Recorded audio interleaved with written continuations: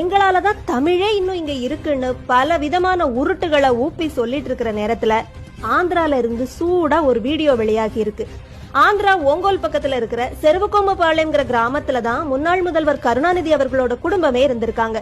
அங்கே இருந்துதான் இந்த வீடியோ வந்திருக்கு. அவரோட அப்பா திரு முத்துவேல் அங்க இருந்த வீடு இப்ப இடிஞ்சு போயிருந்தாலும் அந்த ஞாபகங்கள் எல்லாமே அந்த கிராமத்துல இருக்கிறவங்க பகிர்ந்திருக்காங்க. திரு கருணாநிதி கூட அந்த வீட்டுல தான் பிறந்து வளர்ந்திருக்கிறாரு. இவ்ளோ பெரிய தலைவர் பிறந்து வளர்ந்த வீட்டை அப்படியே கண்டும் காணாம விட்டு வச்சிருக்காங்க. தமிழ்நாடு முழுக்க எவ்வளவோ சொத்து இருந்தாலும் அப்பா பிறந்த இடத்துல சின்னதா ஒரு குடிசையாவது வைக்க கூடாதா? பேனா சிலைய கடலுக்கு நடுவுல வைக்கிறத விட அவர் பிறந்த இடத்துல வைக்கிறது தானே சிறப்பா இருக்கும். என்ன ஆனாலும் நம்மலாம் திராவிடர்கள் இல்லையான்னு பல கேள்விகள் எழும்பி இருக்கு. ஓங்கோல்னு சொன்னாலே கடுப்பாகிற ஊபிஸ் இப்ப எப்படி முட்டு கொடுப்பாங்க? ஆனாலும் உண்மைகள் கசக்கத்தானே செய்யும் பிரதர்னு இந்த வீடியோவை நிறைய பேர் ஆர்வமா பகிர்ந்துகிட்டு இருக்காங்க.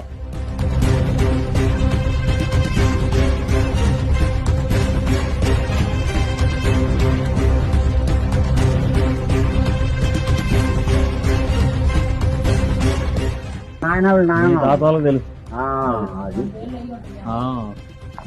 ఇక్కడ నాన్నోళ్ళు ఇక్కడే